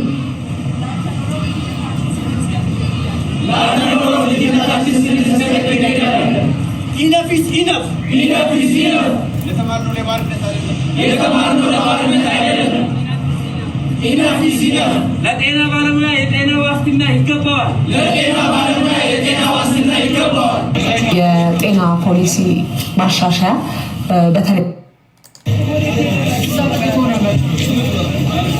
ኦኬ እዚህ ጋር ከሚነበቡ መፈክራቸው መካከል ላልተኖረው ልጅነታችን ስንል እስከ ጥግ እንሄዳለን። 7 days left። አጠቃላይ በኢትዮጵያ በመላው ኢትዮጵያ የስራ ማቆም አድማ ሊያደርጉ ነው። ከዚህ ጋር በተያያዘ የጤና ሚኒስትር ዶክተር መቅደስ ዳባ ምላሽ ሰጥቷል። የእሳቸውን ምላሽ አስደምጣለሁ፣ ወደ እናንተ አቀርባለሁ። ከዚህ ጋር ግን ተያይዞ ነው የታዘብኩት ነገር ለቦትሮ የብሔር ፖለቲካ የምታመነጅጉ ሰዎች እችን አጋጣሚ እንደ መልካም ሁኔታ በመጠቀም ተንሸራታችሁ የገባችሁ አላችሁ። እዛው በጸበልህ እያሏችሁ ነው እነሱ። በቃ እኛ ፖለቲካ አይደለም የምናነሳው ጥያቄ። በእርግጥ ነገርየው ፖለቲካ ነው። ማንኛውም ነገር ከመንግስት ጋር ተያይዞ የሚደረግ ነገር ሁሉ ፖለቲካ ነው። ደሞዝ ጨምርልኝ ፖለቲካ ነው። የኑሮ ውድነት ኑሮ ተወዷል ማለት ፖለቲካ ነው። ነገር ግን ነገራችን ፖለቲካ አይደለም ሲሉ ለማለት የፈለጉት ይገባኛል። ለህይወታቸው ስለሚፈሩ ነው። የፖለቲከኞች መጠቀሚያ ሆናቸዋል ተብለው እንዳይታሰሩ፣ እንዳይገደሉ፣ እንዳይዋከቡ ነው። አልፎም ተርፎም የሚያነሱት ጥያቄ እንዲሁ ተዳፍኖ እንዳይቀር በማሰብ ነው እንጂ ያጠፍቷቸው አይደለም። ምን ለማለት ፈልጌ ነው? በተለይ እነዚህን የሕክምና ባለሙያዎች ጉዳይ ወስዳችሁ ለግል መጠቀሚያቸው የምታደርጉ ፖለቲከኞች ብታርፉ ይሻላል። ለወትሮ ብትጠይቁ አትመልሱም። ለምሳሌ እድሜ ልክን እንደ ብሔር ትታገላለህ እንጂ ኦኬ፣ እንደ ብሔር ስትታገል የፖለቲካ ፕሮግራም ምንድን ነው ብትባል ተናግረህ ማታቅ። የምጣኔ ሀብት የኢኮኖሚ ፖሊሲ ምንድን ነው ስልጣን ብትይዝ ብለህ ብትጠይቀው አንድ ቀን ተናግሮ ማቅ ሰውዬ። ይህን አጋጣሚ በመጠቀም የኑሮ ውድነት ጨምሯል። የኑሮ ውድነት የጨመረው ለምንድን ነው? መተንተን አለ። በአንድ ቀን እንደ ብሔር ስታወራ ተንተነህ ታውቃለህ? በለስ ቀንቶ ስልጣን ላይ ብትቀመጥ ይህን የኑሮ ውድነት እንዴት ልትቀርፍ እንደምትችል መፍትሄ ሀሳብ አስቀምጠሃል? የምትከተለው ኢኮኖሚ ፖሊሲ ምንድን ነው? ፍሪ ማርኬት ነው? ሚክስድ ነው? ኮማንድ ኢኮኖሚ ነው? ይህን ተናግረህ ታውቃለህ? አታውቅም። ገደሉን ገደልናቸው፣ አፈናቀሉን አፈናቀልናቸው፣ ጨረሱን ጨረስናቸው ከማለት በዘለለ ግደለው ፍጥለጠው ከማለት በዘለለ እንዲህ አውርታችሁ ማታውቁ ሰዎች ይህን አጋጣሚ በመጠቀም እነሱ ላይ ድንጋይ አታስወርውሩ። እነሱም ይሄን ብለዋል። ለምን አላችሁ ግን ማለት አይቻልም። ቢኮዝ ይሄ የመንግስት ጉዳይ ነው። ፖለቲከኞች በተገኙ አጋጣሚ ፖለቲካ መስራት ይችላሉ፣ ያለና የነበረ ነው። ግን የሕክምና ባለሙያዎች በተቻለ መጠን በተለይ ፖለቲከኞች ዋና አጀንዳችሁ አድርጋችሁ ተነጋግረን ነው እንዲያውርተን ነው ገና የሀገር መከላከያ ሰራዊት ይነሳል ዶክተሮች በርቱ ምናምን ስትሏቸው ምቾት እየሰጣቸው አይደለም። እና መልእክቱ ለነማን እንደሆነ ይገባቸዋል። ኦኬ፣ ይሄን አሉን ዶክተር የሕክምና ባለሙያዎች። ከዚህ በኋላ የመቅደስ ዳባ የጤና ሚኒስትር ናቸው። ይሄን አሉ። የጤና ፖሊሲ ማሻሻያ በተለይ ደግሞ የጤና ባለሙያዎች ለረጅም ጊዜ ሲያነሷቸው የነበሩ ጥያቄዎች አሉ። እነሱን በመመለስ ረገድ ያመጣውን ተጨባጭ ለውጥ ምንድን ነው ልንለው እንችላለን? ጤና መድን አለ፣ ህብረተሰቡ የሚያውቀው ህብረተሰብ አቀፍ የጤና መድን ከመጀመርም አንጻር አዋጆች ወጥተዋል። አሁን ግን በልዩነት በተለይ በዚህ ዓመት የጸደቀው የጤና አዋጃችን የጤና አገልግሎትና ቁጥጥር አዋጃችን ምንን አጽድቋል? የጤና ባለሙያዎች የጤና መድህን የሚለውን አጽድቋል። ያንን መንግስት ሁሉንም ኃላፊነት በመውሰድ በተለይ በሀገር ውስጥ የሚሰጡ አገልግሎቶችና ሕክምናዎችን ባለሙያዎች ማግኘት የሚችሉበትን ነገር በመውሰድ ሙሉ ሼሩን በመውሰድ ያንን የሚሸፍንበት አዋጅ ጸድቋል ማለት ነው። የአዋጅ ጸድቋል። አንድም እንግዲህ ይሄን ወደ ትግበራ ለማስገባት በተዋረድ የሚሰሩ ስራዎች አሉት። ፋይናንሶች መመደብ ይፈልጋል። ያንን በማፈላለግ እና በአስቸኳይ አንድ የህክምና አንድ ሜዲካል ዶክተር የሆነ ሰው ላልተኖረው ልጅነታችን ሲሉ ይገባቸዋል። ቁም ነገር ፌር እኮ አይደለም፣ ፌር አይደለም። አሁን እዚህ ጋር የምጽፈው ሰው አየለን አውቀዋለሁ። አየለ ለዚህ ትንተና ሲባል ስሙ የተቀየረ ሰው ነው። አየለ አውቀዋለሁ። ከአራተኛ ክፍል ያውም የማታ ያቋረጠ ነው። ዛሬ ግን አንቱ የተባለ ካድሬ ነው። ቁም ነገር ስገምት ከ100,000 እስከ 150,000 ብር የሚያገኝ ሰው ነው። ለዚህ ትንታኔ ስል ስምን የቀየርኩልህ ማለት ነው። ያልተኖሩ እድሜያቸውን ገብረው አስመስክረው ዶክተር የሚሆኑ ሰዎች ስንት እንደሚከፈላቸው ታውቃላችሁ? ስንት ነው ደሞዛችሁ ታውቃላችሁ? ካድሬዎች አንዱ ካድሬ እንደውም ባለፈው ምንድን ያለኝ የኛ ስራ እኮ የሚያስመርር ነው። አንተ ቴዲ በእኛ ቦታ ላይ ብትሆን አሰራውም ይሄን ስራ ምንድን ነው የምትሰራው አልኩት። እየሰማችሁ ነው። ባለፈው ምንድን ነው ግን የምትሰራው ስለው እንዴ ሰኞ ቢሮ እንገባለን። ቢሮ ከገባን በኋላ እንደገና እንወጣና ስብሰባ እንሰበሰባለን። ከስብሰባ በኋላ ስብሰባ ላይ አጀንዳ ካስያዝን በኋላ ማህበራትን ለማደራጀት መስክ እንወጣለን። መስክ ስንወጣ መንገዱ ምቹ ስላልሆነ አንዳንድ ጊዜ መኪና ይተነፍስብሃል። ከዛ ማታ ሪፖርት እንጽፋለን። ማታ ሪፖርት ደግሞ ጽፈን ካልጨረስን ደግሞ 2-3 ቀን ቁጭ ብለን ስራ ሳንገባ እንደገና መጻፍ አለብን ቢሮ ሳይገባ። ይሄን ነው ስራ የሚለው። እግዚአብሔር ያሳይ። ሳምንት ስራ ማይገባ ሰውዬ የኛ ስራ እኛም እኮ ለማህበረሰቡ ስንል እንደ ሻማ እንቅለጥ ብለን ነው እንጂ እኛ ምን ኑሮ መሰለን የምንኖረው ይልሃል። ትላንትና አመዳም የነበረው ሰውዬ ዛሬ ወዛም ሆኖ ቦርጫም ሆኖ እኮ ነው የመጨረሻ ቦርጫም ሆኖ 2-3 መኪና እየነዳ ለማህበረሰቡ እኮ ብለን ነው እንደው ይሄ ማህበረሰብ እንደው ከገባበት ችግር ቢወጣ ብለን ነው እንጂ ተጠቅመን መሰለ እንደ ማንኛውም ሰው እኮ ሌላ ሌበር ፎርስ ውስጥ እኮ ብንገባ አንቱ የተባለን ሰዎች መሆኑ እኮ ከብዶን አይደለም ይላል። ደግሞ እንዲህ ነው የሚሉ ለራሳቸው አባቴ ወይ እስቲ አንዳንዴ በልታችሁም ቁም ነገር ያልበሉ ሰዎች በእርግጥ የጠገበ ሰው የተራበ ሰው ያለ አይመስለው። አንዳንድ ጊዜ ጥያቄያቸው ፌር ነው ማለት ልምዱ። 7,820 ብር በእጄ የሚገባው እያሉ ሌላችሁ እዚህ ጋር የህክምና ሰዎች ዶክተሮች 9,600 ብር ከ9,600 ብር የቤት ኪራይ ቀንሱ፣ ትራንስፖርት ቀንሱ፣ ምግብ ቀንሱ። አይ ነው ይገባኛል። ይሄ ሁሉ ሄዶ ከመንጋ ይገናኛል ካላችሁ ከሰሜኑ ጦርነት ጋር ይገናኛል። ታስታውሳላችሁ የዛሬ 2 ዓመት ስንተነትን የሰሜኑ ጦርነት ከዚህ በኋላ የሚፈጥረውን ነገር በተለይ ደግሞ ይሄ የውጭ ምንዛሪ በገበያ ይተመን ተብሎ ከአይኤምኤፍ ፕሮፖዛል ጋር መንግስት ሲስማማ አውቶማቲካሊ ቡም ገና ነው። ይሄ ጅማሮ ነው። የኑሮ ውድነቱ የምታዩት ነገር ነው። ስለዚህ ይሄ ከጦርነቱ ጋር ተያይዞ የመጣ ነገር ነው። ይሄ ከሙሰኛ ባለሀብቶች የሀገሪቱን ሀብት ከመዘበሩ የሀገሪቷን ሀብት እንደፈለጉ ከተጫወቱ ሰዎች ጋር አብሮ የሚያያዝ ነገር ነው። ዞሮ ዞሮ የሰሜኑ ጦርነት ጋር ደረስን። የሰሜኑ ጦርነት ማጋ ደረሰ። የእያንዳንዳችንን ቤት ማንኳኳት ጀመረ።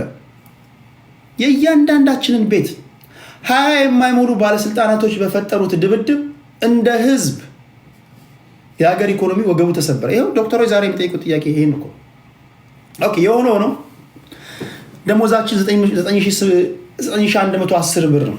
እሺ 9,010 ብር 9,110 ብር የሚከፈለው ቁም ነገር የህክምና ባለሙያ ወይም ዶክተር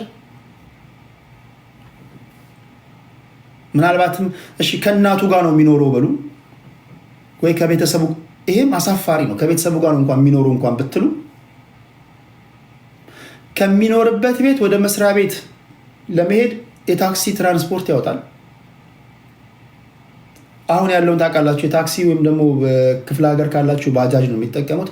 ከዛ ሻይ ቡና መጠጣት አለበት፣ ጫማ መግዛት አለበት፣ ልብስ መልበስ አለበት።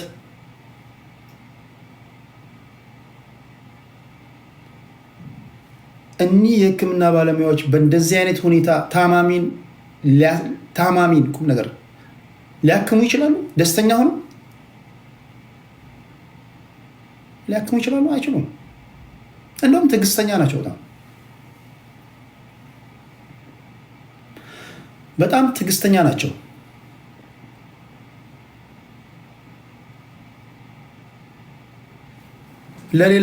ለሌላ ሙያ 6,565 ብር ነው የሚከፈለው። ሌላ ሴክተር 65,000 የሚከፈላቸው አሉ። የሆነ መቅደስ ዳባ የጤና መድህን ዋስትና አላቸው እያሉ ነው። ወደ ስራ የሚገባበትን ስራ በዚህ ዓመት ጨርሰን ጀምረናል ማለት ነው። ያንን ለማድረግ እንግዲህ በዚሁ የበጀት ዓመት 2017 ላይ ስለነበረ አዋጁ የጸደቀው ትግበራ የምንገባበትን ወደ ትግበራ ምዕራፍ መሻገሪያ ስራዎች ጀምረናል ማለት ነው። ሌላኛው ደግሞ የጤና ባለሙያዎች ብቻ ሳይሆን ህብረተሰቡ በጣም ብዙ ጥያቄ የሚጠይቅበት የነበረው የጤና ባለሙያዎች በአገልግሎት ጊዜ በሚፈጠሩ አንዳንድ ስህተቶች ወይም የጤና ጥያቄዎች በሚመጡበት ጊዜ በምን አይነት መልክ ተጠያቂነት ይኖራል የሚል ነበር። ይሄ ብዙ ጊዜ በብዙ ሚዲያዎችም እንዲሁም በብዙ ቦታ የህብረተሰብ ጥያቄ፣ በሌላው አቅጣጫ ደግሞ የጤና ባለሙያውም ጥያቄ ነበረ። ከዚህ አንጻር በአዋጅ ውስጥ በደንብ ታስቦበት ምንድን ነው ምን አይነት ምላሽ ይሰጠዋል፣ በተለይ በስራ ላይ ባሉበት ጊዜ የሚኖሩ ተጠያቂነቶች ሲመጡ በምን መልክ በምን ህግ አግባብ ተጠያቂነት ማድረግ ይቻላል የሚለውን በደንብ አስቀምጦ እዛ ላይ ስራዎችም ተቀምጧል፣ በአዋጁም ተቀምጧል ማለት ነው። እዚህም ላይ ጥሩ አግባቦት ላይ ደርሰናል። ይሄ በጣም የብዙ ጊዜ ጥያቄ ነበረና በዚህኛው ዓመት በአዋጅ ውስጥ ከብዙ ውይይት በኋላ የጸደቀ ነው። ሌላኛው በዚህ አዋጅ ብቻ እንኳን ብንመለከት ቅድም እንዳልኩት ብዙ የመጀመሪያው ነገር ይሄን ነገር ልበልና ለራሳቸውም ለሚኒስትሯም ፌርነስ ንግግራቸው የጤና ባለሙያዎችን ጥያቄ ከሌላ የህብረተሰብ ክፍሎች ጋር አስተያይተው ወይ አያይዘው ያቀረቡት ትንታኔ ትክክል ባይሆንም ይህንን አክኖሌጅ አድርገው ምላሽ ለመስጠት መውጣታቸው አንድ ነገር ነው። ይሄ አንድ ነገር ነው። ከዚህ ጋር በተያያዘ ግን አትሊስት ቤዚክ የሆነ የሰርቫይቫል ጥያቄ እያነሱ ነው ያሉት የህክምና ሰዎች። ፖለቲካ አይደለም ጥያቄያቸው ቤዚክ ይሄ ማንኛውም የሰው ልጅ ሊያገኘው የሚገባ ምግብ፣ መጠለያ፣ ልብስ፣ የጤና መድህን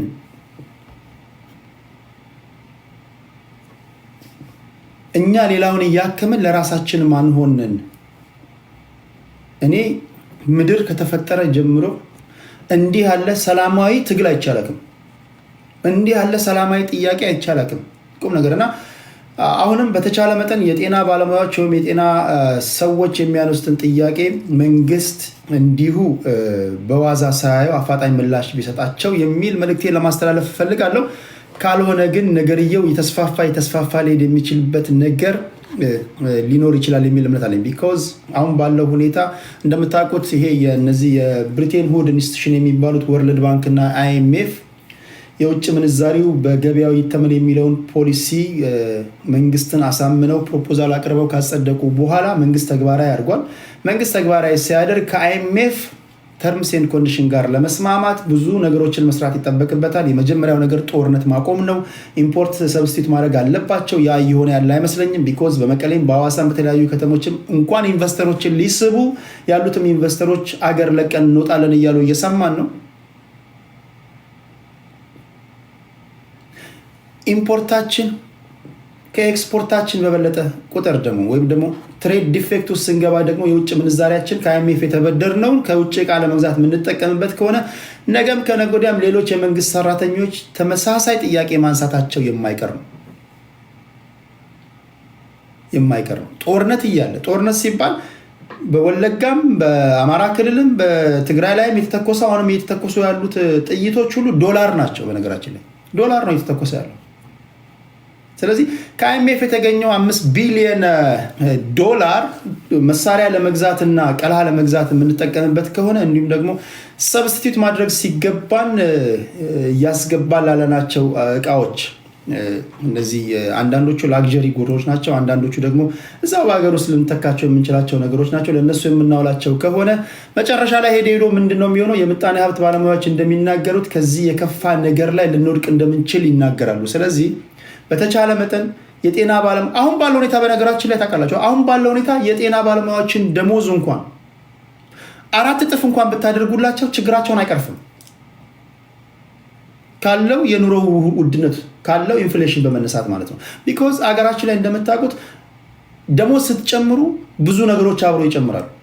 እሱ ብቻ አይደለም፣ ቀደም ሲል የነገርኳችሁን ነገሮች መንግስት ማሟላት ካልቻለ ብዙ ምስቅልቅሎች ሊፈጠሩ እንደሚችሉ የኢኮኖሚክስ ባለሙያዎች ይናገራሉ። በጊዜ ግን ለነዚህ ሰዎች ምላሽ መስጠት የተወሰነ መንገድም ቢሆን ለአጭር ጊዜም ቢሆን ሪሊፍ ይሰጣቸዋል የሚል እምነት አለኝ። ከዛ በተረፈ ግን የነዚህን ሰዎች ሁኔታ ወስዳችሁ ፖለቲካ ለመስራት የምትለፉ ሰዎች በተለይ ደግሞ ይሄ መንግስት ግልበጣ መንግስትን በሌላ መንገድ መገልበጥ ትችላላችሁ። ዶክተሮችን የሕክምና ሰዎችን እንቅስቃሴ ተጠቅማችሁ ግን የግላችሁን ነገር ለማሳካት የምጥሩ ሰዎች እባካችሁ በሌላ መንገድ ቀይሩልን። እኛ የምንጠይቀው ጥያቄ የቤዚክ ጥያቄ ነው፣ የመኖር ጥያቄ ነው እያሉ ስለሆነ ቢያንስ በዛ ብትተባበሯቸው ለማለት ያህል ነው። እየሰማው ስለሆነ ቢኮዝ አንዳንድ ተንታኞች የጤና ባለሙያዎችን ጥያቄ ከወታደሩ ጋር ወስደው ወታደሩም ይነሳል የሚል ንግግር ሲናገሩ ይሄ ነገር ምናልባት መንግስትን ወይም ደግሞ የሚመለከተውን አካል እኚህ ሰዎች ከሌሎች ኃይሎች ጋር ግንኙነት አላቸው እንዴ በሚል ታውቃላችሁ፣ መንግስት ወይም ደግሞ ብዙ ጊዜ ስልጣን ላይ ያሉ ሰዎች በስልጣናቸው የሚመጣባቸው ነገር ሲኖር በጣም ዴስፕሬት ነው። ዴስፕሬት ሲሆኑ ደግሞ የሚወስኑትን ውሳኔ አታውቁምና የጤና ባለሙያዎች የጀመሩት መንገድ አለ። በራሳቸው ማስመለስ የሚችሉ ሰዎች ናቸው። በጣም ፕሮፌሽናሎች ናቸው። ፖለቲከኞች እንደ ዜና መናገር ተገቢ ነው። ይሄ ነገር የዓለም ሕዝብም እንዲያውቀው ኢትዮጵያውያኖችም እንዲያውቁት ማድረግ ተገቢ ነው። ነገር ግን ወስዶ የወጣለት ፖለቲካ ለመስራት መጠቀም እነሱን ያሸማቃቸዋል ለማለት ያህል ነው። ይሄን እንጨርሳለን። በዚህ ላይክ፣ ሼር፣ ሰብስክራይብ ማድረግን እንዳትረሱ።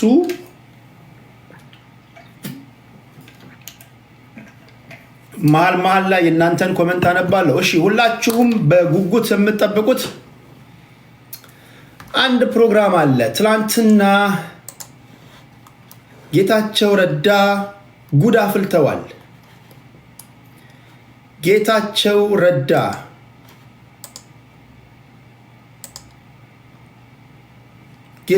ረዳ የቲፒኤልኤፍ ከዚህ ቀደም መቀሌ ዩኒቨርሲቲ መምህር ናቸው። እኚህ ሰው ቅድም እዚህ ቲክቶክ ላይ ላሉ ሰዎች እየነገርኳቸው ነበር። ጌታቸው ረዳ በጣም ነው የምወዳቸው። ለምን እንደሆነ አላውቅም። በጣም ደስ የሚለኝ ሰው ነው ጌታቸው ረዳ። ካሉ ፖለቲከኞች መሀል በቃ የልቡን የሀቅ የሚናገር ሰው ነው። ይሄ ለፖለቲካል ኮሬክትነስ ምናምን ብሎ እንደዚህ አይነት ሰው አይደለም። ኢቭን ፋና ውስጥ እንኳን ቁጭ ብሎ የተናገረውን ንግግር ሰምታችኋል። እዚህም አሉ የሀገር መከላከያ ሰራዊት ሰዎች ትግራይ ውስጥ ተንጋግተው መጥተው ሴቶችን የደፈሩ አሉ ብሎ የተናገረ ሰው ነው። አንዳንድ ሰዎች ግን በቃ የሆነ ነገር ቆርጠው ምናምን ነው። ጌታቸው ረዳ የተናገረውን ንግግር ሙሉን ማድመጥ አለባቸው። እኛ ባደረግነው ጥናት 76% የሚሆኑት ትግራይ ሴቶች የተደፈሩት በሻዕቢያ ወታደሮች ነው። ይሄ ማለት ግን ስቲል 24% የተደፈሩት በኢትዮጵያ ወታደሮች በፋኖ በሏቸው በሌሎችም ኃይሎች ናቸው ብሎ የተናገረ ሰው ነው። ፋና ውስጥ ቁጭ ብሎ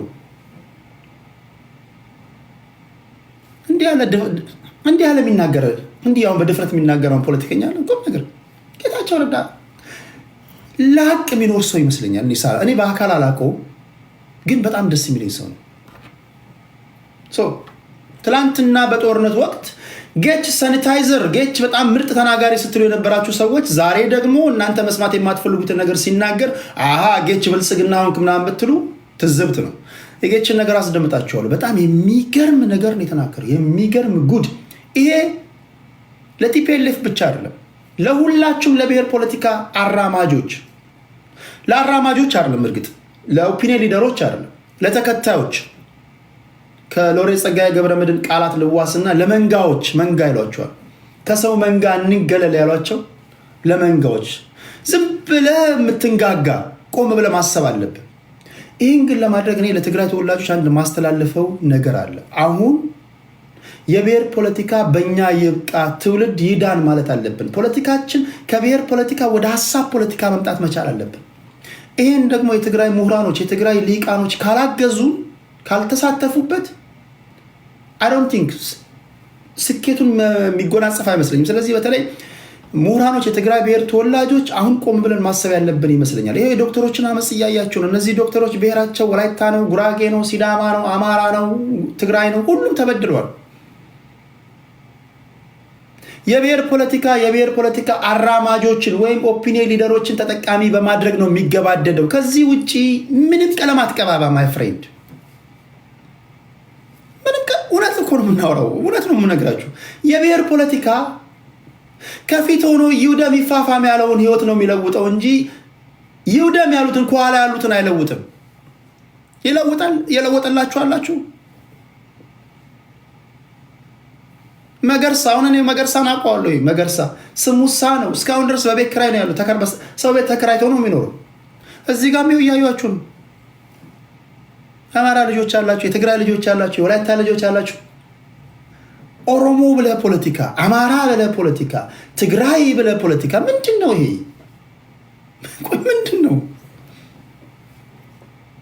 ምንድን ነው? ኦሮሞ የተከበረ ህዝብ ነው። ትግራይ የተከበረ ህዝብ ነው። አማራ የተከበረ ህዝብ ነው። ምን ጉድ ነው? አንዳንዱ ሪኩዌስት ልኮ ይገባል። የሚናገረው ንግግር ካልጣማችሁ ስታወርዱት ለእኔ ብሔር ጠልነ ምናምን ይላል። የሰነፍ መዓት የሰበሰበብን እነዚህ አምራች የሆኑ ማምረት የተሳናቸው የሆነ ሌበር ፎርስ ውስጥ ገብቶ ኮምፒቲሽን የሚጠሉ እያንዳንዱን ነገር ከረገጧት ምድርና ከራሳቸው ብሔር አንጻር ብቻ የሚሆን። በነገራችን ላይ የብሔር ፖለቲካ ሌላ ነገር የለውም። ሌላውን ከመጥላት የሚመጣ ነው። እኛ ከረገጥናት ምድር ውጭ እኛን ከሚመስል ሰው ውጭ ማንም እንዳይኖር ከሚል እኮ ሰውን ከመጥላት እኮ የሚመጣ ነው። አብዛኞቹ ለዛ ሰው እኮ በጣም ሰው ጠል ስለሆኑ እኮ ነው እኛን ትጠላለህ የሚሉት። አስቀድሞ እኮ የሞራል የበላይነት እየወሰዱባቸው ነው በእነሱ ቤት ማለት ነው። እኔ አውቃቸዋለሁ። ሚውቹዋል ኤክስክሉሲቭ ናቸው። አንዳቸውን አይቀባበሉም። ኦኬ የብሔር ፖለቲካ እስካሁን ደገፍናችሁ። እስኪ ኦኬ ከየት እስከ ተወሰዳችሁ? የት አደረሳችሁ? ቴክኖሎጂ አድቫንስድ ወደሆነ ቴክኖሎጂ ወሰድከን። ገበሬዎቻችን ወደ ሜካናይዝድ እርሻ ገቡ።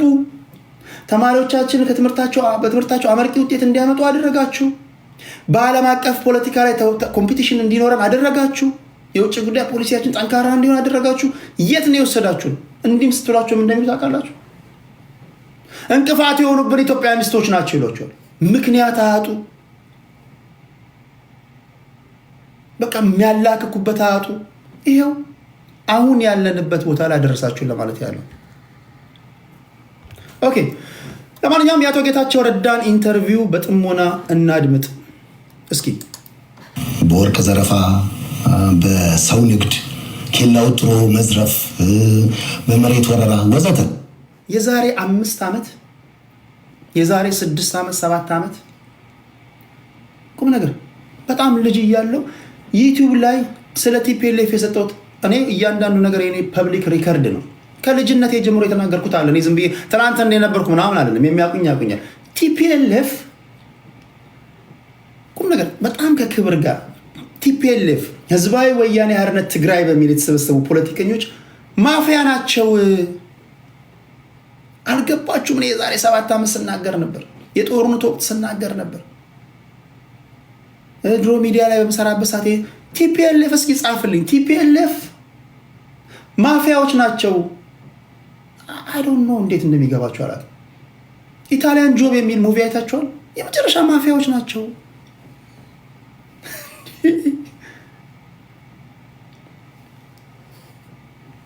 ለማንኛውም ቆይ ወደ ጥልቅ ሆኖ ትንታኔ እንመጣለን። ጌታቸው ረዳን እንስማ። ጌታቸው ረዳን እንስማ።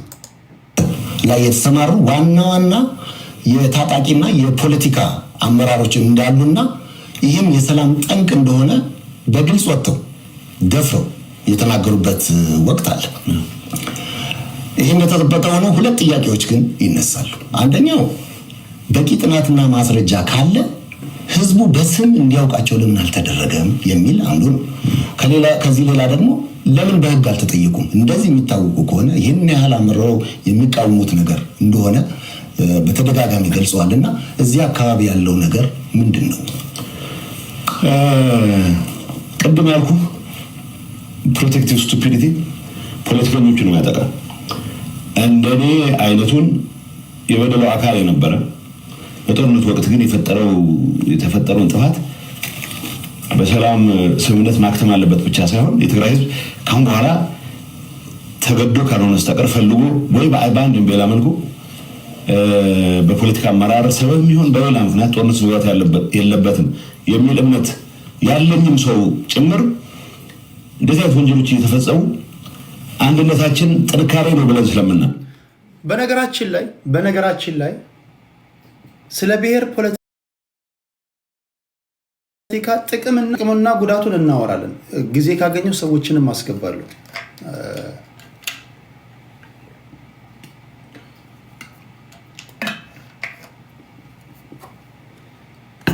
ብሔርተኞች ከፋብሪካ እንደወጣ ዕቃ አንድ አይነት ሀሳብ እንዲኖራቸው ነው የሚቀረጹት በኦፒኒየን ሊደሮቻቸው።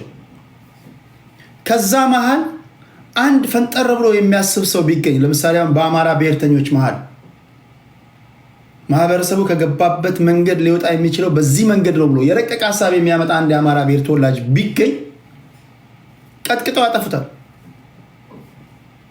ኦሮሞስ ቢገኝ ያጠፉታል። ትግራይስ ቢገኝ ያጠፉታል።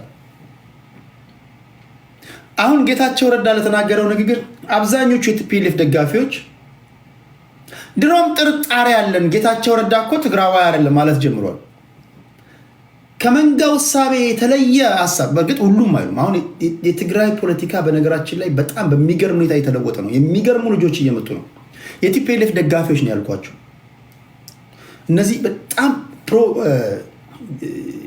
ደብረጽዮን በጣም ከነ ደብረጽዮንን እንደ እምነት የሚያዩ ሰዎች አሁን አብዛኞቹ ትግራዋይ ድሮ ቢሆን እንደዚህ ነገር ስትናገሩ የቲፒኤልኤፍ ደጋፊዎች ሙሉ ኮመንቱ ስድብ ነበር የሚሆንባቸው። አሁን እየተለወጡ ነው። በነገራችን ላይ የትግራይ ልሂቃኖችን ካላሳተፋቸው የብሔር ፖለቲካን ማቆም አትችሉም። ያለ እነሱ እርዳታ ዝም ብለህ ጩኸት ነው የሚሆነው። ስለዚህ በዚህ አጋጣሚ ለመናገር የምፈልገው ከገባንበት ከዚህ አሰልቺ ከሆነ የብሔር ፖለቲካ መውጣት እንችል ዘንድ ፖለቲካችን በሀሳብ እንዲሆን የትግራይ ልሂቃኖች የእናንተ እርዳታ የእናንተ እገዛ በእጅጉ ያስፈልጋል። ቢያንስ እኛ አልፈናል። ለሚመጣው ትውልድ ፖለቲካን በሀሳብ ላይ ማውራት እንዲችል እና ምን ለማለት ፈልጌ ነው፣ የተቸነከራችሁ ካላችሁ ያለመቸንከር ዘመን ይሆንላችሁ ማለት ነው። ይህን ሰምታችሁ ግን ቢያንስ ችካሩ ይላላል ብዬ አስባለሁ። ስሙት። የምረበት ቀደም ያልኩ ፕሮቴክት ስቱፒዲቲ አባዜ ሁላችንም ነበረበት። አንድነት ኃይል ነው ይባላል። አንድነት ሁልጊዜ ኃይል እንደማይሆን የምታውቀው ከሰል አንድ ቦታ ላይ ካስቀመጥካቸው በተጠጋጉ ቁጥር አቅማቸው ነው ይዳከሙ። እሳት ፍም ባስጠጋው ቁጥር አንዱ አንዱን ነው የሚያጠፋው። ስለዚህ ሁልጊዜ አንድነት ኃይል አይደለም። የትግራይ ህዝብ ከቁጥሩ በላይ አቅም እንዲኖረው ያደረገ ተደራጅቶ የመንቀሳቀስ ባህል ያለው ህዝብ ነው። ይህንን የመንቀሳቀስ ባህል ለግል ጥቅማቸው ሊጠቀሙ የሚፈልጉበት ኃይሎች ካሉ ግን እነዚህን ከማስወገድ ውጭ የትግራይ ህዝብ አንድነት ጥንካሬ ሆኖ ሊቀጥል አይችልም። ስለዚህ ከዚህ አንጻር ይሄ አንድነት በሚል ተረት ረጅም ጊዜ ተቃቅፎ የመቀጠል ልክ እንደ ከሰል እርስ በርስ የምትጣፋበትን ሂደት የማስቀጠል ሂደት አካል ነበርኩኝ። አንድ ምሳሌ ነገር አለ። ወርቅ ንግድ በጣም ነው የሚያሳዝነው። አሁን ብዙ ሰው የወርቅ ንግድ አሁን የፕሪቶሪያ ስምምነት ከተፈራረምን በኋላ የጀመረ የሚመስለው ሰው አለ። ጦርነት ውስጥ በአንድ ወይም በሌላ መልኩ እኔ የማምንበት ሬዚስታንስ ነው ያካሄድኩት፣ የማምንበት ትግል ነው ያካሄድኩት ብዬ ነው የማምነው። በዛ በማምንበት ትግል ውስጥ የትግራይ ህዝብ አጀንዳ ይዘው የታገሉ ብዙ የጦር መኮንኖች አሉ። የሰሩት ስራ ያለን ክብር በፍጹም ሊቀንስ አይችልም። ግን ደግሞ ገና ጦርነቱ በሺዎች የሚቆጠሩ ወጣቶችን ይበላ በነበረበት ወቅት ሳይቀር ምሽግ ለመቆፈር ብለን የወሰድነውን ኤክስካቫተር ወርቅ ለመልቀም ይጠቀሙበት የነበሩ አዛዦችም አሉ። እኔ ዛሬ በተሰጠኝ የልጅነት ስልጣን አይ ዶንት ኖ አንዳንድ ቃላቶችን ከሃይማኖት ሰዎች መዋስ ጀምሬያለሁ። የሆነ ሃይማኖት ውስጥ ልገባ ነው አይ ዶንት ኖ። አንዳንድ ሃይማኖታዊ ቃላቶችን ከተናገርኩኝ ቀጣዩ ፖለቲካ አቁሜ ወደ ሃይማኖት ልገባ ነው። ከዚህ በኋላ ሃይማኖተኞችን እዚህ ጋብዤ ቴዲን የመስበክ ፕሮግራም እናካሄዳለን። የሆነ ሆኖ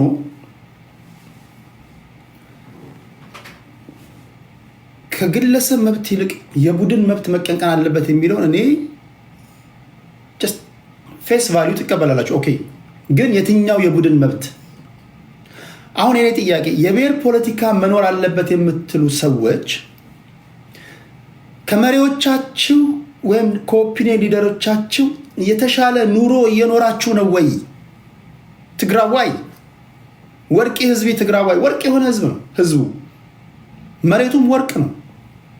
እንዳለመታደል ሆኖ ሻይሎክ የሆኑ ሰዎች ላይ ጣላቸው። ሻይሎክ ማለት ይሄ በነሱ ማግኘት ሳይሆን በሌላው ማጣት የሚደሰት ማለት ነው። ይሄ የመጽሐፍ ላይ ነው የሼክስፒር የዊሊያም ሼክስፒር የቬኒስ ነጋዴ ላይ ያለው የሻይሎክ ባህሪ ነው ያላቸው የብሔር ፖለቲከኞች። የኔ ጥያቄ እስኪ እያንዳንዳችሁን ጠይቁ። የብሔር ፖለቲካ ይለምልም የምትሉ ሰዎች ኑሯችሁ ተለውጧል? እኔ ከተለወጠ አምፋይን፣ እኔ ከተለወጠ ደስ ይለኛል እኮ ቢኮዝ የእናንተ መለወጥ የኔ መለወጥ ነው። ወንድሞቼ ናችሁ። ተለውጧል በመንጋ የምታስቡ ሰዎች። የሰው ልጅ ሲጀመር እንዴት 51 ሺህ ሆኖ በአንድ ጭንቅላት ያስባል? ተለውጧል፣ ቁም ነገር ተለውጧል። እኔ አሁን ጥሪ ማቀርበው ለትግራይ ወንድሞቼ፣ ለትግራይ እህቶቼ ናት። እናንተ የብሔር ፖለቲካ ይብቃን ካላችሁ እናንተ መቀየር ትችላላችሁ። ፖለቲካችን በሀሳብ መሆን ይችላል ዘንድ በሀሳብ መፋጨት እንችላለን። ካልሆነ ግን አሁንም ለማፊያዎችና ለማጅራት መቼዎች እራት ነው ምን ሆነው ጀስት ተበድለሃል፣ ተገፍተሃል፣ ተቆርጠሃል፣ እንደዚህ ይሆናል የሚል የመታገያ አጀንዳ ያመጣል። አላመል ማለጉም ያስጨፍራል። ወርቁንም ብሩንም ሰብስቦ ይሄድብሃል። ህይወታችሁ ተለውጧል? ግን ተለውጧል? የኦሮሞ ብሔር ተወላጆች ህይወታችሁ ተለውጧል? ከተለወጠ ኦኬ። ትግራይ ደጋፊዎቹ የቲፒኤልኤፍ ደጋፊዎች እንደ ደብረ ጽዮን ባንክ ውስጥ $1,000,000 አለ። ጀዋር እንኳን አሁን ወደ ኢትዮጵያን ስታይል እየመጣ ነው፣ ቢያንስ የሚያደርገውን ነገር ካደረገ በኋላ። ግን ሀብታም ነው የጀዋርን ያህል? ቆይ ናችሁ ከሆናችሁ እኔ መልሱልኝ እኮ ሳያችሁ ፊታችሁ አመድ የተነፋባችሁ ነው የሚመስለው። ጠውልጋችኋል። እንግዲህ ምንም የበላችሁ አትመስሉም። አፋችሁ ግን ደም በቃ የጠገበ ነው። ወንድማችሁ ላይ በቀለኛ ከመሆን በስተቀር ጥላቻን ከመያዝ በዘለለ ወዛም እንኳን ብሔርተኛ አላየሁም እኔ። ወዛም ብሔርተኛ አለ። ለምንድን ነው የምትታገሉት? the only thing ያተረፋችሁት አማራ ሆነ ኦሮሞን መጥላትን የተማርከው። ትግራዋይ ሆነ አማራን እንድጠላ ነው ያስተማሩ። ኦሮሞ ሆነ አማራን እንድጠላ ነው ያስተማሩ። በዚህ ግርግር መሀል የራሳቸውን ጥያቄ ኦፒኒየን ሊደሮች ወይም የሀሳብ መሪዎቹ ኑሯቸውን ነው የኖሩት። አንተ ኖረሃል ወይ ነው። እኔ ጥያቄ ጠይቃለሁ ዛሬ ለተከበረው ምክር ቤት። ተለውጣሃል ወይ?